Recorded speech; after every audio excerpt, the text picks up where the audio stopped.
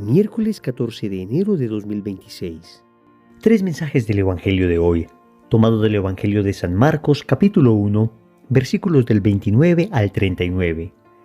En aquel tiempo, al salir Jesús de la sinagoga, fue con Santiago y Juan a la casa de Simón y Andrés. La suegra de Simón estaba en cama con fiebre e inmediatamente le hablaron de ella. Él se acercó, la cogió de la mano y la levantó. Se le pasó la fiebre y se puso a servirles. Al anochecer, cuando se puso el sol, le llevaron todos los enfermos y endemoniados. La población entera se agolpaba a la puerta. Curó a muchos enfermos de diversos males y expulsó muchos demonios. Y como los demonios lo conocían, no les permitía hablar. Se levantó de madrugada, cuando todavía estaba muy oscuro, se marchó a un lugar solitario y allí se puso a orar. Simón y sus compañeros fueron en su busca y al encontrarlo le dijeron: «Todo el mundo te busca».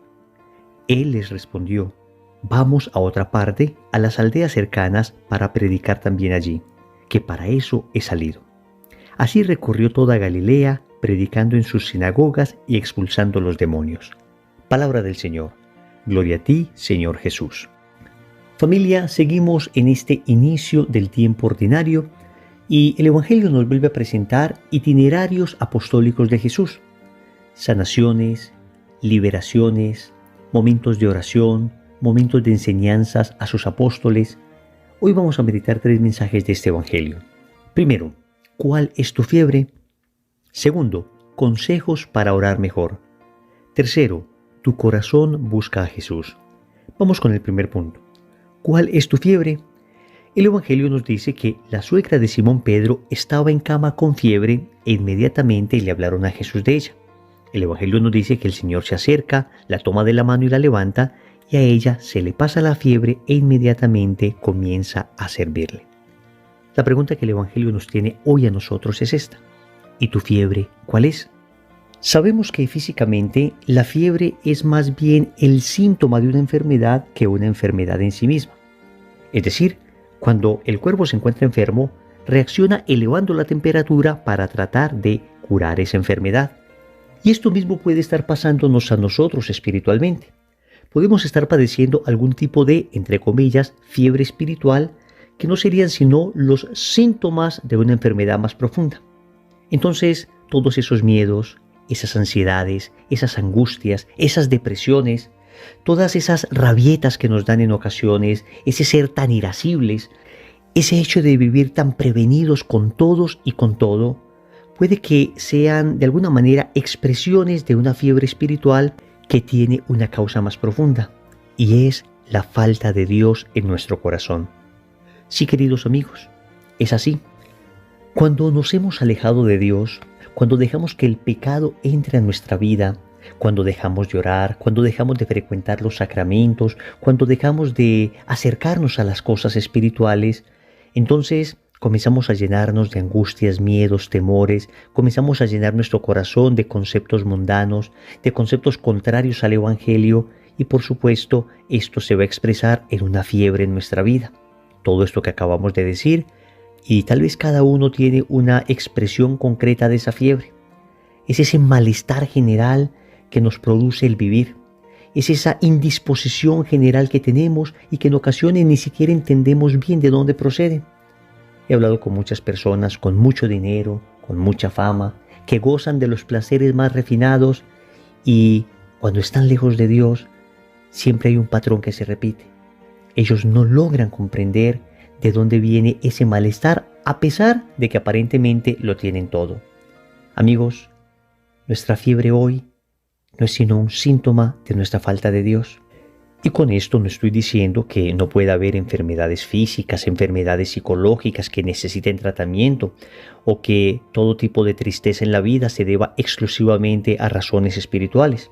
No, amigos, claro que existen razones psicológicas y claro que puede haber una ayuda profesional, pero aún sin prescindir de la ayuda profesional, debemos evaluar siempre cómo está nuestra relación con Dios. Y si es que este tipo de indisposiciones en la vida tienen un origen físico, la fe en Dios, la certeza de su presencia, la proximidad con su amor, también es motivo de sanación para nosotros. El Señor también se acerca hoy, te toma de la mano y te levanta. Créeme, hoy el Señor a través de este Evangelio se está acercando a ti y se está acercando a mí. Nos está tomando de la mano, es decir, de esa postración en que estamos. Nos está diciendo, oye, deja toda esa tristeza, toda esa angustia, toda esa depresión, toda esa soledad, toda esa amargura, toda esa prevención, todo ese odio de tu corazón, todo ese rencor. Déjalo, que te voy a levantar. Déjalo, que esa fiebre va a pasar. Déjalo y te darás cuenta cómo te pondrás a servirme.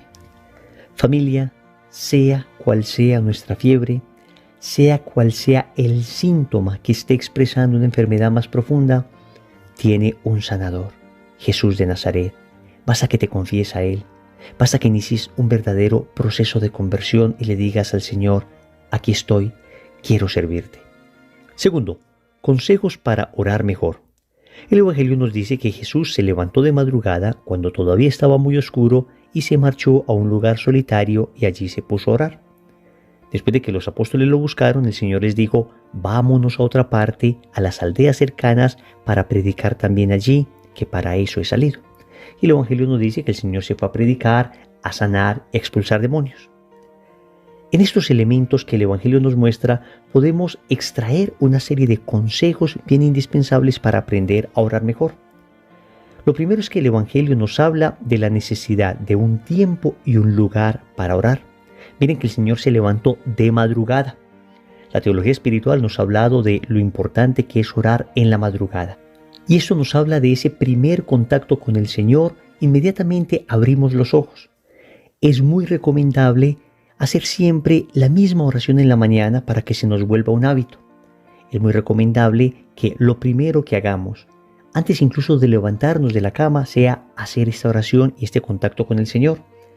Ciertamente hay personas que por su temperamento encuentran mejor orar en horas de la tarde, hacer oraciones más profundas, más largas, pero en la mañana debe haber un contacto íntimo con el Señor. Lo que el Evangelio nos está diciendo es que debemos buscar tiempo para orar, pero también nos habla de un lugar. Noten que el Señor se marchó a un lugar solitario. Tiempo sí, lugar también. Hay que buscar lugares que nos dispongan a la oración. Las capillas de adoración al Santísimo están preparadas especialmente para eso. Pero junto con estos lugares de culto que son irreemplazables, también podemos encontrar espacios en la naturaleza donde podemos orar. Viendo la creación podemos recordar al Creador. Estos lugares que debemos también buscar en nuestra casa, espacios de oración, espacios donde la familia se pueda reunir en torno a una imagen del Señor crucificado, de la Virgen Santísima, de San José, un espacio donde todos llame a la oración. Son indispensables, amigos. Es otro importante consejo que nos muestra el Señor hoy en el Evangelio. Él se fue a un lugar retirado y allí se puso a orar. Que sea Jesús el que ore nos debe sorprender, porque Él mismo es Dios. Y si Jesús, que es Dios encarnado, en cuanto hombre, nos dio ejemplo de oración, pues cuánto más debemos orar nosotros. El Evangelio también nos dice que cuando Jesús salió a orar, estaba todavía muy oscuro, que era de madrugada. Y esto nos habla de la necesidad de unirnos a Dios en medio de nuestras oscuridades.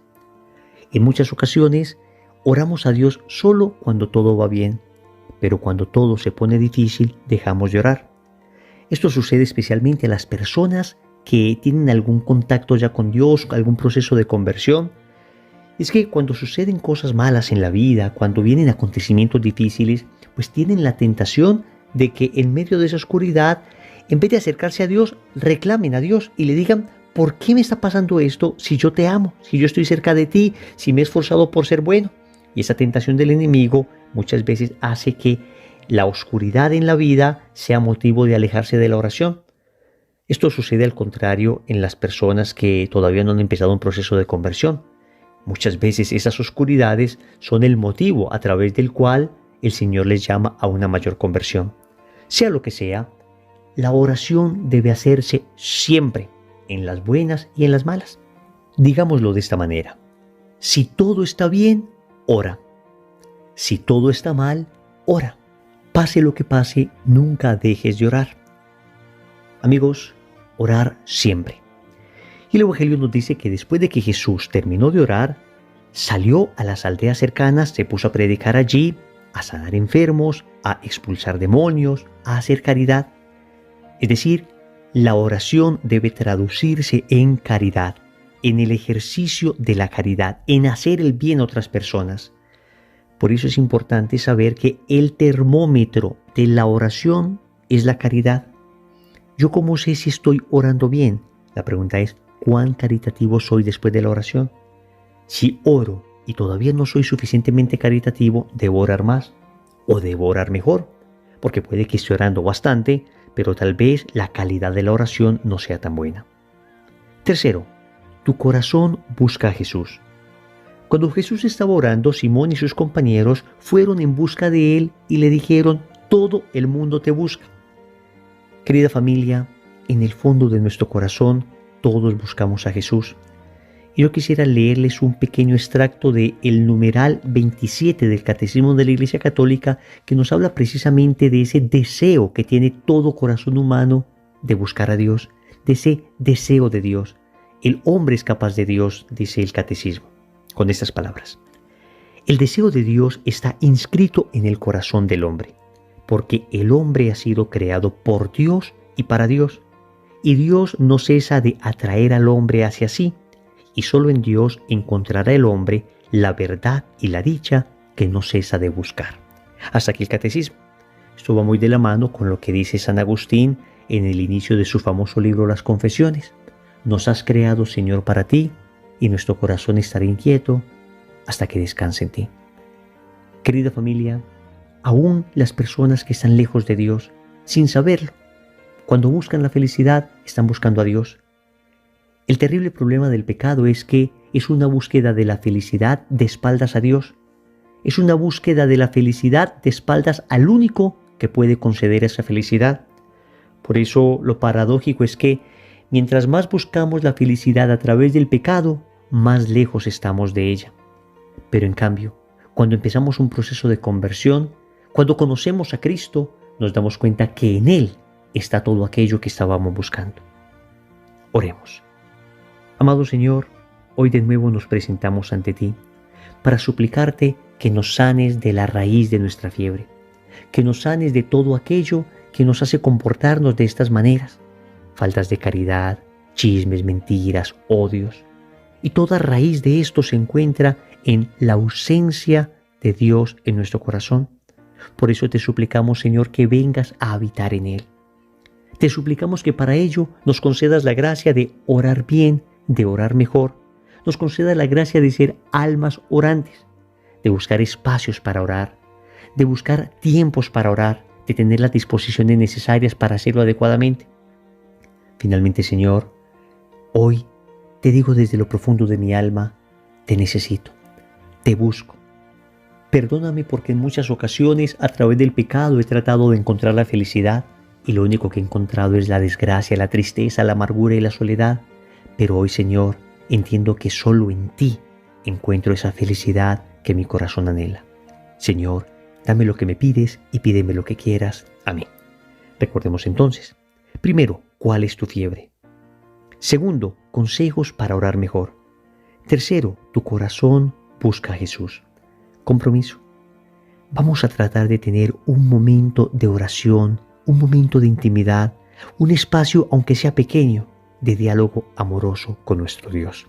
En el nombre del Padre, y del Hijo, y del Espíritu Santo. Amén.